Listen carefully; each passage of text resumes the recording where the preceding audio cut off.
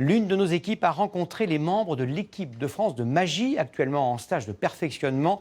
Les futurs David Copperfield, Garcimore et Gérard Majax auront peaufiné quelques tours sous les yeux de Cécile Madronet et Émilie Plantard qui n'y ont vu que du feu.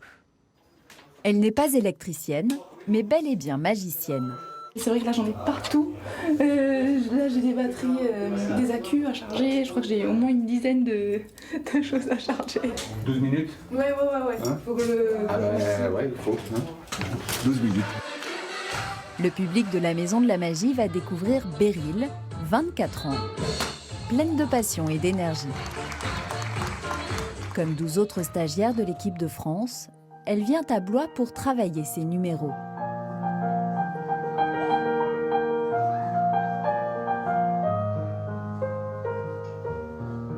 Être en résidence ici, c'est alterner les spectacles et des entraînements avec des magiciens émérites, comme Hugues Prota.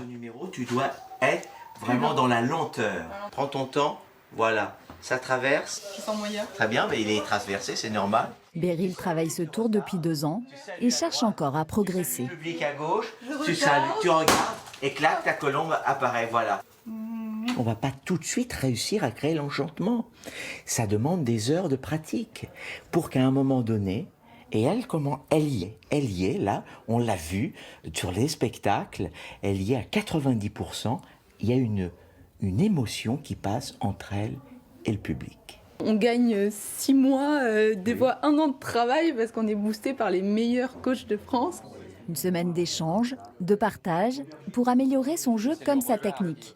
Pour Adrien, il s'agit de faire disparaître une cuillère. Voilà, c'est là. Là, il est pas, faut qu'il redescende. Eh oui. Parfois, on dit qu'il faut qu'il travaille devant un miroir. Mais le miroir, ça marche très peu de temps parce qu'il ne dit rien, le miroir. Mais là, on est un miroir un petit peu intelligent, qui a de l'expérience en tout cas. J'ai déjà essayé celui-là, ça marche bien, mais hier, ça se voyait. Donc aujourd'hui, il faut corriger pour que ça ne se voit plus. C'est quand même un spectacle de magie, il faut garder l'illusion jusqu'au bout.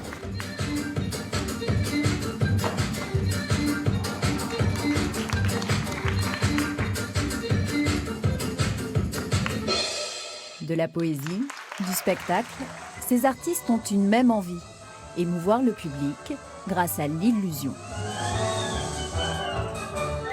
Il y a le tour de magie, mais il y a aussi l'histoire autour. Chacun a bien son univers, donc c'était très beau. C'est entraînant, en plus c'est des numéros qui sont réfléchis, donc non, c'est parfait.